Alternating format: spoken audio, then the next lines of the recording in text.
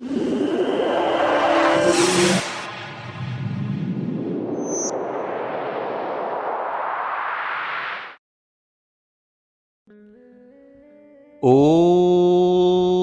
श्री शिवाय नमस्तुभ्यं। दर्शकों, कैसे हैं आप? आशा करते हैं कि आप सभी स्वस्थ व प्रसन्नचित्त होंगे। प्यारे दर्शकों, धर्म ज्ञान यूट्यूब चैनल पर एक बार फिर से आपका बहुत बहुत स्वागत है। दर्शकों, आज की वीडियो आपके लिए बहुत ही खास और महत्वपूर्ण होने वाली है। यह वीडियो आपके लिए बहुत ही कारगर साबित होने वाली है, इसलिए इस वीडियो को पूरी और अंत तक आपको देखना है। दर्शकों, भारतीय सनातन धर्म में कई तीज और त्योहारों का उल्लेख मिलता है। दर्शकों, अब कुछ ही दिनों बाद दान पुण्य का एक विशेष त्योहार आने वाला है, मकर संक्रांति। इस त्योहार के दिन प्रातःकाल आपको कुछ आवश्यक उपाय और कार्य जरूर कर लेने हैं। अगर आपने हमारे बताए हुए अनुसार ये कुछ सरल और अचूक उपाय कर लिए तो आपको जीवन भर धन की, पैसों की, रुपयों की कमी महसूस नहीं होगी। आप जिस कार्य में हाथ आजमाओगे उसी कार्य में आपको अपार सफलता प्राप्त होगी। तो चलिए दर्शकों, आगे बढ़ने से पहले जिन दर्शकों ने अभी तक चैनल को सब्सक्राइब नहीं किया है, चैनल को तुरंत सब्सक्राइब कर लीजिए, क्योंकि इस चैनल के माध्यम से हम भारतीय धर्म शास्त्रों में लिखी हुई जानकारी आप तक पहुंचाते हैं। साथ ही साथ बेल आइकन को ऑन आपको जरूर कर लेना है, क्योंकि कभी कभी हमारे द्वारा जानकारी डाल दी जाती है और आपको उसका नोटिफिकेशन प्राप्त नहीं होता है। दर्शकों, मकर संक्रांति के दिन आपको प्रातःकाल 4 बजे उठ जाना है। आवश्यक कार्यों से निवृत्त होकर आपको पहला कार्य स्नान का करना है। दर्शकों, स्नान आपको किस प्रकार करना है, जरा ध्यान से सुनिएगा।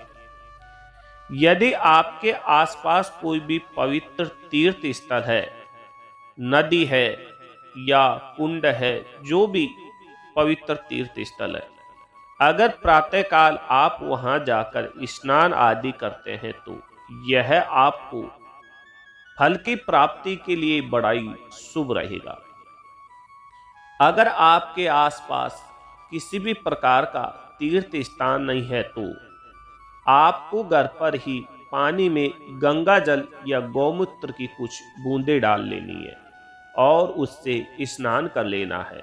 कहा जाता है कि पानी में गंगा जल डालने से भी पवित्र तीर्थ स्थानों जितना पुण्य प्राप्त होता है। दर्शकों, स्नान करने के बाद इस दिन आपको पीले वस्त्र धारण करने होंगे, क्योंकि इस दिन गुरु बृहस्पति अपने पुत्र सूर्य देव से मिलने आते हैं और पीले वस्त्र भगवान सूर्य और बृहस्पति जी को बहुत प्रिय है। दर्शकों, स्नान करने के बाद आपको एक रामझारा लेना है, उसमें पवित्र जल भर के उगते हुए सूर्य देव को अर्घ देना है। दर्शकों, रामझारा में आपको एक पतासा और एक पुष्प अवश्य छोड़ लेना है। साथ ही साथ 1 रुपये का सिक्का उसमें अवश्य डाल लेना है। दर्शकों, अर्घ किस प्रकार आपको देना है उसको ध्यान से सुनिएगा। प्यारे दर्शकों, अपने दाएं पैर पर आपको खड़ा हो जाना है और दाएं पैर पर आपको खड़ा हो जाना है और इस प्रकार आपको भगवान सूर्य को जल अर्पित करना है। इस कार्य से भगवान सूर्य देव का आशीर्वाद आपको हमेशा के लिए प्राप्त होगा। दर्शकों, अगला कार्य आपको करना है गौ माता को गुड़ और हरी घास खिलाने का।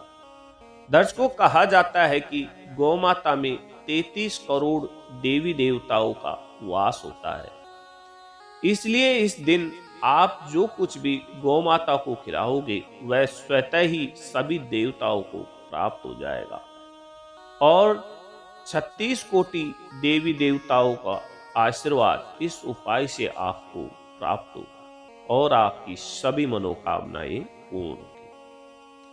दर्शकों, अगला महत्वपूर्ण उपाय आपको करना है जरूरतमंद को वस्त्र और रुपयों का दान। दर्शकों, इस दिन ऊनी वस्त्रों का दान महत्वपूर्ण माना जाता है। ऊनी वस्त्रों का दान इस दिन आपको अवश्य करना है। साथ ही साथ अगर इस दिन आपके घर पर कोई साधु सन्यासी आ जाता है तो उसे आपको एक रामझारा का दान अवश्य करना है। इससे साधु संतों का आशीर्वाद आपको प्राप्त होगा।